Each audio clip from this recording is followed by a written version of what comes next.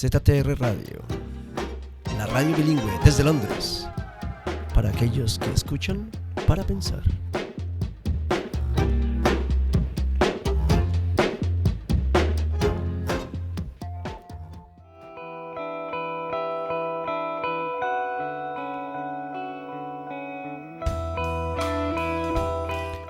El ojo de la cultura.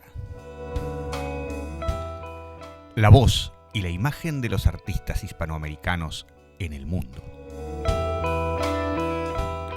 Con la conducción de Enrique Sátara.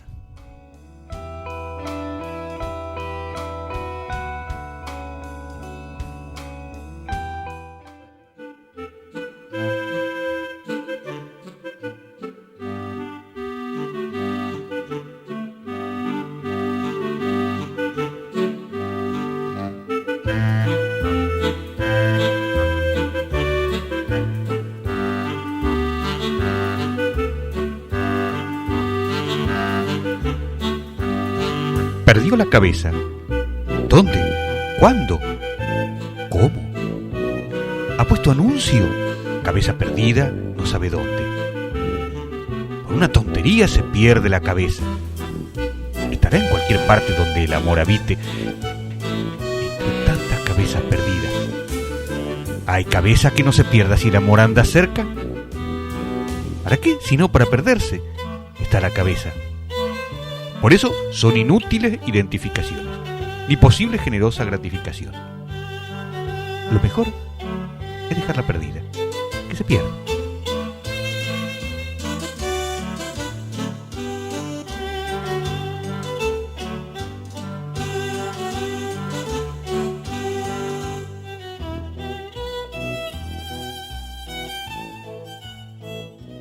Hola, buenas tardes a los amigos del Ojo de la Cultura en nuestro nuevo formato, ahora también visual, siempre por ZTR Radio, con la conducción de quien les habla, Enrique Sátara, con esa introducción musical creada desde hace muchos años, desde el principio de este programa, por nuestro querido Dani Sátara. Como siempre, empezamos el programa de hoy con poesía, lo hacíamos con un poema humorístico del español Pablo García Baena, Perdió la cabeza. Y luego vamos a seguir adelante en esta edición con una entrevista a dos escritoras que muy recientemente han producido su obra. Y sin más preámbulos, vamos a ir directamente a hablar con ellas. Como les decía en la introducción, hoy nuestra parte principal del programa va a ser una conversación con dos escritoras que han publicado recientemente, muy recientemente, un libro, una novela y un libro de relatos en cada uno de los casos. Y voy a pasar a presentarlas. Desde Madrid nos va a acompañar hoy Tatiana Beca Osborne, que ya puedes encender tu cámara, así te vemos. Hola. Tatiana acaba de publicar este libro, Hiperrealismo y otros cuentos, un libro de relatos en la editorial Maluma de España. Y nuestra otra invitada de hoy es Diana Huarte. Hola a todos. Diana ha publicado recientemente, en estos días, la novela La redención de Wyndham Bombay. Diana es argentina y reside en Londres, y Tatiana, española, gaditana creo, ¿no? No, sevillana. Ah, sevillana, perdón. Recientemente trasladada a Madrid, después de también unos cuantos años por aquí, por Londres, donde hemos tenido la oportunidad de conocernos. Vamos a empezar hablando de cuál es la motivación que hace que ustedes hayan llegado a publicar estos libros y que escriban en general, ¿no? Las relaciones con la literatura, desde cuándo empezaron a escribir, por qué. Podemos empezar hablando de eso con Tatiana. Pues yo creo que se acaba escribiendo por la pasión por la lectura, yo creo, ¿no? cuando te gusta mucho, mucho leer y lees mucho, mucho, creo que al final es un poco inevitable que te acabe gustando escribir o llamando un poco la atención cómo se hace eso con lo que tú tanto disfrutas. Y a mí siempre me ha gustado muchísimo leer. Desde adolescente ya me empezó a gustar escribir y he ido y he vuelto a la escritura con diferentes géneros a lo largo de mi vida. O sea, he escrito poesía, he escrito relatos, he escrito diferentes proyectos, pero así de manera un poco más profesional, más que profesional, a tomármelo un poco más en serio. Empecé hace 5 años a hacer talleres, cursos y he explorado un poco todo, ¿no? La poesía, el relato, me gusta escribir también teatro, el guión, me gusta mucho. Lo que es la novela también he hecho algo, pero la verdad que es el género que, de todos los que acabo de decir, es el que menos me entretiene. Y bueno, eso siempre es algo que se lleva un poco dentro, ¿no? Que siempre me ha gustado leer y siempre me ha gustado escribir. De ahí, ¿no? De leer a escribir. Una cosa que yo siempre siento curiosidad de ver o de comprobar en los autores que conozco, si existe alguna relación entre el tipo de literatura que uno va produciendo a través de su vida y sus lecturas originarias, es decir, las primeras cosas que te entusiasmaron de leer. Por ejemplo, ¿qué leías tú cuando eras chica, cuando empezaste a interesarte por la literatura? Pues creo que no tiene nada que ver lo que leía cuando era pequeña a lo que escribo ahora, ¿no? No sé, recuerdo libros como El Siddhartha de Hermann Hesse, recuerdo leer más novelas cuando era más joven y sin embargo más relatos y más cuentos ya además en la universidad, por ejemplo, me aficioné mucho más al cuento ya más mayor y la verdad que es lo que más me gusta es el relato y en particular el relato de terror o psicológico o fantástico o algo inquietante, y no era eso lo que leía de pequeña, fíjate, leía más novela más joven, ¿no? Y novela de aventura, por ejemplo, ¿no? Cuando era adolescente. Nada que ver con lo que leo ahora y con lo que escribo. Sí recuerdo que me gustó leer las leyendas de Becker, que me gustaron mucho, pero quizás porque en España no se ha cultivado tanto ese género, ¿no? Y no era lo que estudiábamos en el colegio, porque en el colegio tampoco estudiábamos la literatura latinoamericana, ¿no? Claro. Estudiaba la literatura española nada más. Nadie nos hablaba de Borges o de Cortázar, ¿no? En el colegio.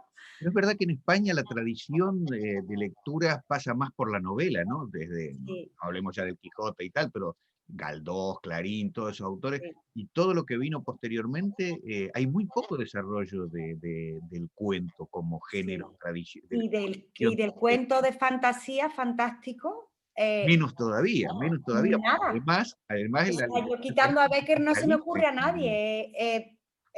Tradición, ¿no? O sea, más antiguo, más clásico. No se me ocurre ningún clásico de relato de terror aparte o fantástico, quitando a las leyendas de Becker. Bueno, curioso entonces, primera observación del día, que con una tradición basada fundamentalmente en la novela, tú terminas escribiendo cuentos. Y en realidad le voy a preguntar a Diana ahora, porque la realidad argentina es al revés, ¿no? La realidad argentina de la tradición literaria está más trabajada en el cuento. Tenemos los grandes cuentistas universales, como pueden ser Borges, Cortázar y tal, pero muchísimos más también. Y tú tu primer libro es una novela, aunque también trabajas en el género del relato, y eso lo vamos a conversar ahora. Empecemos al revés que con Tatiana. Entonces, ¿cuáles fueron tus primeras lecturas? ¿En qué momentos? ¿Y de qué manera eso te influyó en tu posterior elección de ponerte a escribir? ¿Y por qué, Diana?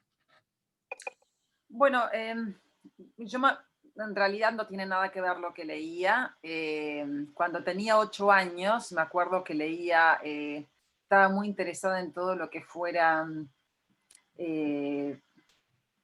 cosas espirituales, digamos. Entonces leía, me acuerdo que estaba leyendo un libro que se llamaba El tercer ojo de Lobsang Rampa, entre los 7 y los 8 años. Y mis tíos estaban como, ¿cómo vas a leer eso? Tenés que leer cosas para niños. Pero claro, mi mamá murió a los 8 años, entonces es como que necesitaba saber un poco por qué, si se iba a ir a algún lugar. Tenía como esa duda. Entonces estaba leyendo mucho material sobre ese tipo de cosas. Después, me acuerdo que cuando ya más de adolescente me leía mucho a Edgar Allan Poe, que me encantaba. Y después cosas también tipo a los 9, 10 años me leía toda la colección de Agatha Christie. Y después cuando era un poco más grande, entre los 15, 16, leí mucho a los franceses, a Gustave Flaubert, a Guy de Maupassant, a Victor Hugo, que era mi preferido. Digamos que estaba en una época así romántica. Y sí.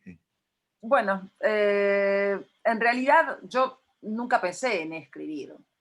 Eso es lo que te iba a decir. Estaba justamente por recordar que tu principal tarea artística, digamos, que has desarrollado ha sido más bien la música, ¿no? Sí.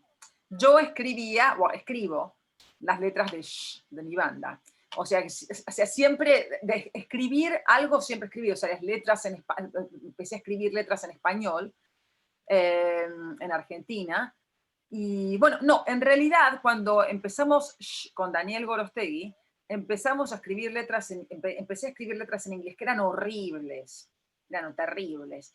Y después cuando cuando Zeta Bosio asumió como parte de Sony Music y nos contrataron, teníamos que sacar teníamos que formar parte de un disco, pero las letras tenían que ser en español. Y Zeta nos dijo, bueno, chicos, me encanta la música que ustedes hacen, pero ustedes escriben en inglés. Dije, no, voy a escribir en español. Y me acuerdo que en un día me interné en casa e hice una canción para ese disco que se llamaba Cuento de Octubre, que era un cuento relacionado con lo que sentía un chico cuando se le moría la madre, ¿no? Y la verdad es que es una de las letras que más me gustan que he hecho. Un poco se la hice a mi mamá. A partir de allí dije, la verdad que esto de escribir en inglés, de los que no quieren escribir en su idioma, es una estupidez. Uno tiene que escribir en la lengua que mejor se sienta cómodo. Y la verdad que escribir en español, si lo que querés decir está bueno y la intención y la melodía son buenas, va a quedar bien. Y empecé a escribir en español. Todas las letras del grupo empezaron a ser en español y la verdad que me encantan. Y muchas veces las escucho cuando doy clases, pongo mis discos, y me siguen gustando mucho. O lógicamente. En ese tiempo que te estás refiriendo, tú todavía vivías en Buenos Aires. Vivía en Argentina, claro. Después, cuando decidí mudarme a UK, a Londres, lógicamente todas mis letras en español también fueron escritas en inglés. Muchas, por ejemplo, tengo una canción que se llama Elena Hernández, que es sobre el feminicidio de las mujeres en el norte de México, que la hice en español. Y después hice la misma letra con diferentes palabras, pero digamos el mismo concepto, en inglés, porque un poco acá se sabía muy poco en el 2009, 2010 sobre lo que pasaba en el norte de México con las mujeres asesinadas. Y cuando canté estos temas este tema en shows en UK, mucha gente venía y me preguntaba qué es lo que pasa, o sea, realmente me gustó y querían saber. Y otros temas, por ejemplo, tengo un tema que se llama En el fondo del planeta, que en español es sobre lo que le pasa a alguien cuando muere, ¿no? O sea, lo que le pasa a lo que sería su alma cuando muere, a pesar de que yo soy completamente atea y no creo en nada de eso, pero digamos sería como una cosa poética. Y en inglés la letra es sobre una persona que habla de la violación que sufrió por su padre, una persona que es violada por su padre y cómo su padre lo o la violó, porque en realidad no describe el género, que es muy fuerte. Letras completamente diferentes, pero con la misma melodía. ¿Y cómo se hace ese paso de la música o de la composición de las letras de tu música al campo de la literatura, que entiendo que es bastante reciente, ¿no? Sí. Bueno, la verdad que no fue nada lindo porque me detectaron un pólipo en la tiroides. En realidad me lo detectaron en el 2013 en Argentina. Vine acá a Londres, al General Practitioner le dije, mira, tengo un pólipo en la tiroides. Me dijo, bueno, lo tenemos que testear cada 6 meses, blood test. Iba bien. Y en un momento dijeron, bueno, mira, no creemos que vaya a pasar nada, pero te lo vamos a sacar. Y cuando me lo sacaron, mi voz, o sea, no tocó las cuerdas vocales, pero es como cuando un músculo se desinfla.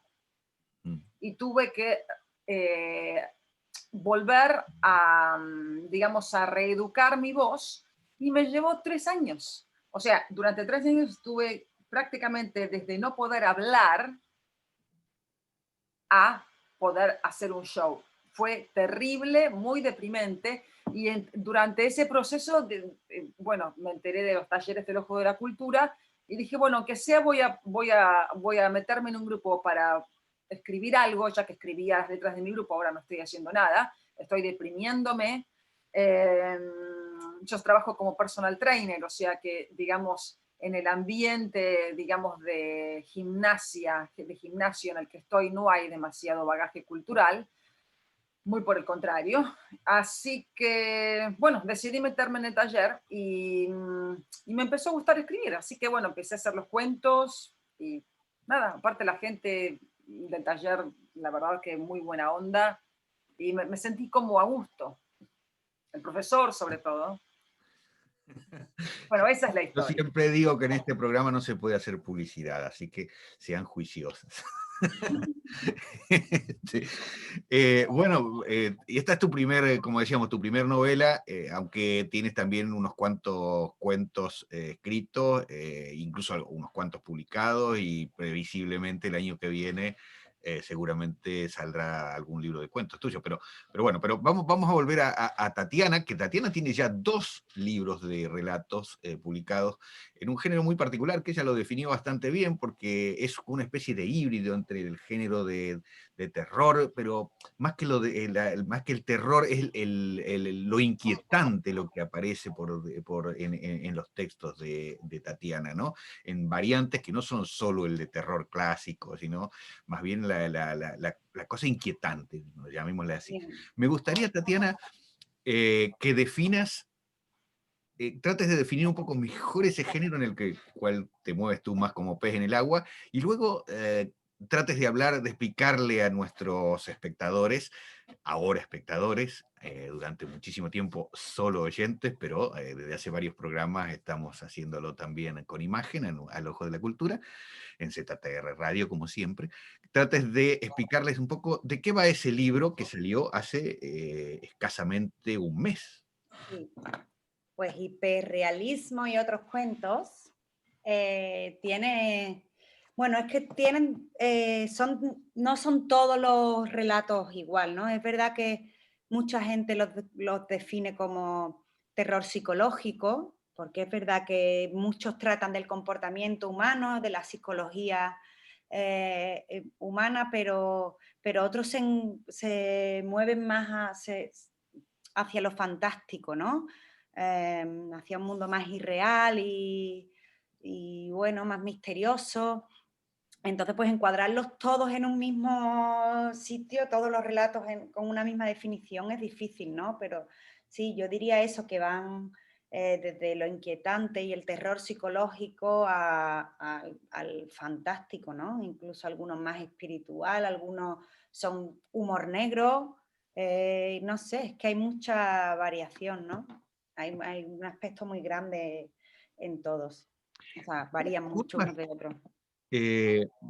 Una de las distinciones que yo suelo hacer siempre con respecto a dónde se ubica el narrador y los temas de un cuento o de una novela, hay una distinción elemental, digamos, entre lo que podrían ser los mundos fantásticos y los mundos reales. Y lo tuyo, si bien tiene la característica de lo inquietante, lo fantástico en el sentido de lo inesperado, se mueve, digamos, los escenarios pertenecen más bien a lo que llamaríamos el mundo real, ¿no? De gente, no es ciencia ficción o ocurre... No, la mayoría se mueven en lo real, pero sí hay relatos, por ejemplo, como el de la desaparición de Arnaldo Guevara, que, bueno, entraría más en un realismo mágico, ¿no? O algo así. Más hacia lo fantástico, o el de la época de las aparecidas, también se encuadraría un poco ahí. Vampiras en Budapest es un relato fantástico, El violín encantado también es un relato fantástico, ¿no? pues los otros no, ¿no? Los demás sí son todos de corte muy realista, ¿no? De todas maneras, sí que yo me propuse en este libro que fuera más dinámico y plástico y que cada relato tuviera, ya no por la temática, que fuera más fantástico, más realista, no solo en la temática, sino que en las formas fueran diferentes, ¿no? O sea, no quería un libro de relatos todos narrados con un narrador omnisciente, o sea, quería que fueran diferentes. Entonces hay algunos narrados en primera persona, otros en tercera, otros un diálogo que no tiene ni acotaciones ni nada, otro está escrito en futuro, o sea, quería que fuera así, ¿no? En su forma también algo más dinámico y que no variaran solo en la temática, sino que también fueran diferentes, ¿no? Y que el lector se encuentre una cosa distinta en cada página, ¿no? Que no sea todo el tiempo lo mismo, ¿no? Que es difícil porque los libros de relatos lo que tienden es a agruparlos, ¿no? O sea, como que dentro de un libro de relatos todos se parezcan. Y a mí me parece que eso es más aburrido, que en realidad enfrentarte la gracia de no leerte una novela y leerte un libro de relatos es que cada uno es diferente, ¿no? Y eso es lo que me parece más divertido. Incluso lo iba a mencionar justamente, una de las cosas que me llamó la atención, que no es usual en la literatura, es hay un cuento que está escrito en futuro, ¿no? El del pie, y está muy bien logrado el uso de ese tiempo verbal que normalmente en un relato es el menos usual, porque no se escribe en presente o sobre todo se escribe en pretérito habitualmente, ¿no? Sí, y además ese justo es un relato circular, ¿no? Que empieza y termina. O sea, que para mí la forma sí es muy importante. Hay otro, el de Manual de Instrucciones para Ejecutar, que está escrito en primera persona del plural, que tampoco es muy común, ¿no? Bueno. Escribir en nosotros. Para mí era importante que fuera, y sobre todo que me divierte, ¿no? Que al final lo divertido de escribir es explorar formas diferentes y divertirte tú haciendo cosas nuevas, y es un reto para uno mismo, ¿no? También. Y para el lector al final es más entretenido. Vamos a hablar ahora un poco de La redención de Wyndham Bombay, la novela de Diana Huarte, y que sea ella, por supuesto, la que nos explique quién es Wyndham Bombay, qué le pasa sin contar el final, y por qué elegiste esa temática, por qué elegiste ese tipo de literatura de carácter eminentemente fantástico en este caso, ¿no? Bueno, es terrible, porque en realidad no elegí nada. Creo que iba a ser no me acuerdo si iba a ser un cuento, y después dijeron, voy a hacer una novela. Si quieres contar intimidades, yo te voy a recordar que había sido un ejercicio de taller. Claro, bueno, o sea, mira, un ejercicio de taller. Y sobre una novela. En realidad, cuando escribí el primer capítulo, iba a ser una novela realista. Claro. Después, en el segundo capítulo, no sé si estaba leyendo a Boris Vian o algo así, me vi como influenciada. Y dije, bueno, y de repente ese no es acá, es en otro mundo, es en un universo paralelo. Y así que bueno, ni siquiera sabía cómo iba a terminar. O sea, lo gracioso es que, por ejemplo, ahora estoy escribiendo un cuento, ¿no? Que ya tengo la idea de cómo ese cuento, de más o menos cómo se va a desarrollar, pero sé cómo va a ser el final. En ese momento, cuando con el desarrollo de la redención de Wyndham Bombay, acá está, lo que me pasó fue eso, como yo no tenía la menor idea ni de cómo iba a terminar. Y después, poco a poco, como que sabía muy bien, lo que sí tenía en claro era sobre las características psicológicas, físicas y la necesidad de afecto de Wyndham Bombay. Eso lo tenía muy claro. O sea, el tipo lo veía perfectamente bien cómo era. Pero después, todo lo que sucedía a su alrededor fue apareciendo. Digamos que Wyndham Bombay lo fue creando. Fue todo a partir de la necesidad de afecto que él tenía. Es una persona que es completamente superflua al mismo tiempo. Vive en un mundo superfluo. Y lo único que quiere en realidad es ser amado por los seres que tiene a su entorno, que, digamos, no son muy brillantes, pero son hermosos. A lo que él aspira, aparte, como él es una persona que es desagradable físicamente para el concepto de belleza que en esa sociedad se tiene, él se siente feliz y a gusto rodeado de seres hermosos, aunque lo maltraten. Bueno, y después surgen otros problemas políticos porque el universo paralelo en donde él vive tiene diferentes partes y bueno, y surgen conflictos entre esas partes y cómo, sin quererlo, él pasa a formar parte fundamental de esos conflictos sin saberlo. Así que bueno, la van a tener que comprar a la novela si quieren saber qué pasa, porque pasan muchas cosas aparte. Si sigues contando, vas a terminar contando el final. Así no voy a contar nada más. Bueno, nos quedan unos minutos de programa y me gustaría también preguntarles a las dos sobre un punto específico que siempre es un poco conflictivo de la vida de quienes escribimos, que es el llegar al lector, ¿no? El llegar al lector en todo sentido, no solamente el conseguir que una publicación, porque hoy día los recursos para publicar están mucho más al alcance que en otras épocas, pero sobre todo el cómo hacer que se conozca esa obra, que la lean, que recibir de alguna forma la respuesta a esa propuesta literaria que cada uno genera, ¿no? Quizá, Tatiana, que tienes un poco ya más de experiencia, que con 2 libros publicados, puedes empezar hablando sobre ese tema. ¿Cómo se llega al lector? Claro, claro. Pues la verdad que no tengo ni idea. Yo solo sé llegar al lector a través de lo que escribo y es lo que intento llegar, y yo veo que las personas que me leen lo reciben y que me dicen que se lee fácil, que es una lectura ágil, que les gusta, pero el tema de la promoción y de llegar a la gente, la verdad que yo he tenido la suerte de que a mí me publiquen editoriales, no he tenido que autopublicar y la verdad que ellos son los que se han encargado siempre de la promoción. Con este libro me estoy intentando tomar un poquito más en serio el tema de las redes, para, no sé, hacer un poco de publicidad en el Instagram y tal, pero es que soy malísima con las redes sociales, entonces es que no hago mucho, la verdad es que no tengo ni idea cómo se llega a la gente. Yo sé llegar escribiendo y el que se lo lea pues le llegará o no le llegará, pero es que no me manejo fatal con lo de la promoción. ¿Qué expectativas, al margen de cómo te manejes para la promoción, o sea, para la llegada de ese libro, qué expectativas sentirías tú pensando en el lector de tu libro? ¿Qué te gustaría que te devolviera ese lector de tu libro? Pues no sé, a mí con que les llegue y les haga reflexionar, que es para lo que yo creo que escribo, al final yo creo que uno escribe porque tiene algo que decir, un mensaje que dar, que normalmente para mí es plantear una cuestión, ni siquiera dar una respuesta, ¿no? Sino plantear una pregunta y que a mí con que hacer a la gente pensar sobre ese tema, o sea, que se haga algún clic en la cabeza y que diga, ay, esto no lo había pensado nunca, o nunca se me había ocurrido mirarlo de esta manera, o no me había hecho esta pregunta, ¿no? Y hacer algún clic en la cabeza y hacerle reflexionar sobre ese tema, eso sería, bueno, maravilloso. Eso es lo que me gustaría a mí, ¿no? Hacer a las personas reflexionar sobre distintos temas, que se le encienda algo en la cabeza, ¿no? Y se planteen la misma pregunta que yo planteo en el relato, ¿no?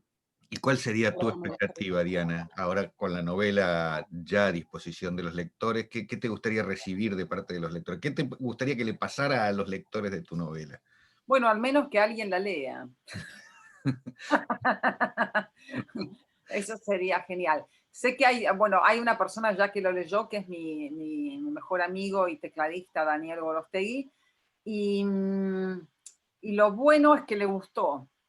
Así que eso él lee muchísimo, aparte de saber mucho sobre cine y música, lee mucho, y le gustó y me dio muy buen feedback.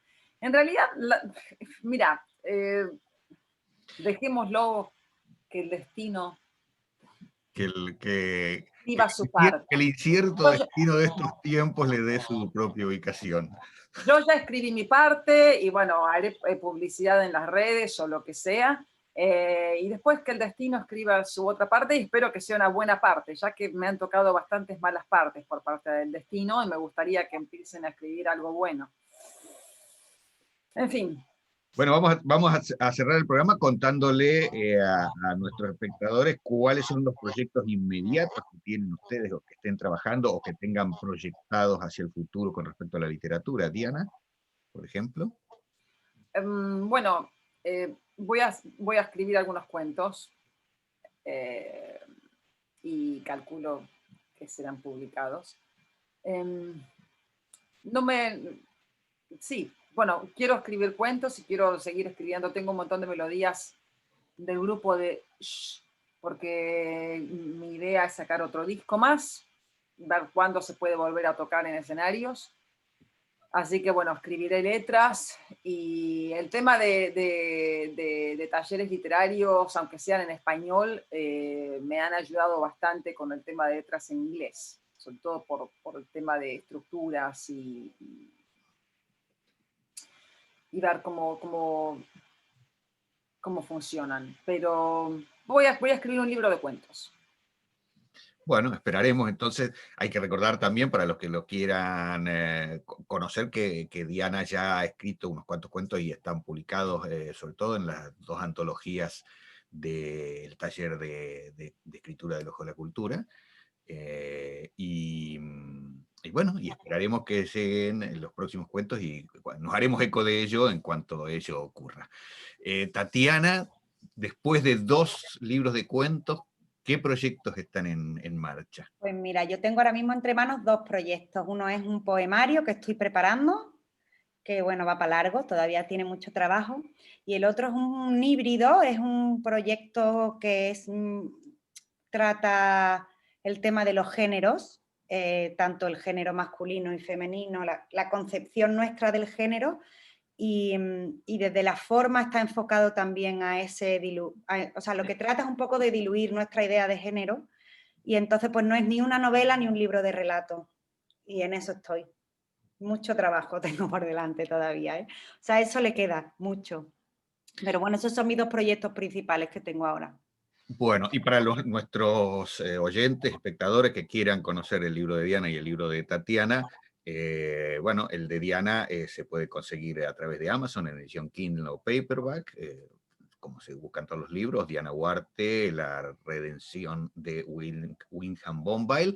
El tuyo, Tatiana, se puede buscar. Está en Amazon también, pero hay que pedirlo mejor en la editorial. En Amazon no sé por qué no deben de estar mandando mucho stock porque sale descatalogado todo el rato. Pero vamos, lo pueden encontrar a través de Amazon e ir a la editorial que se llama Maluma SL.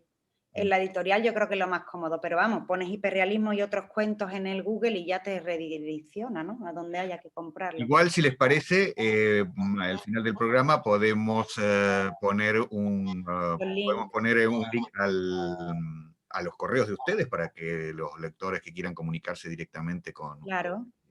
Lo puedan hacer. Bueno, muchas gracias, Diana y Tatiana, por haber estado hoy con nosotros. Espero que haya un gran éxito por parte del libro y no digo que se van a hacer ricas como la de Harry Potter, pero bueno, por lo menos. Aunque sea un poquito de. ¿Qué va? Como dijo Tatiana recién, y creo que todos lo compartimos, no escribimos para ganar dinero ni para hacernos famosos, sino por. Igual estaría bueno, Enrique. Para conectar, yo creo que lo bonito de escribir es que se puede conectar con gente no muy alejada en todos los sentidos de uno, ¿no? Se puede conectar con una persona de otro país, de otra clase social, de otra cultura, ¿no? Y eso es lo bonito, yo creo, de escribir, conectar. Exactamente. Diana y Tatiana, una vez más, gracias por estar con El Ojo de la Cultura, y a nuestros espectadores ahora y oyentes tradicionales, contarles que muy pronto tendremos una nueva edición de El Ojo de la Cultura en ZTR Radio, en nuestra página ztradio.online. Hasta la próxima. Hasta luego. Chao, gracias, chao. Enrique.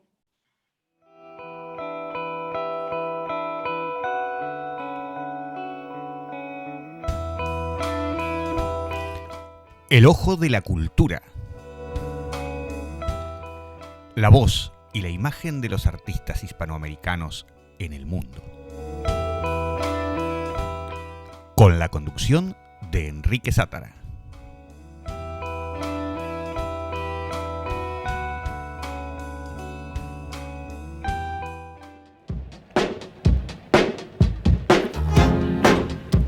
FTR Radio. From London, a bilingual radio to listen and think.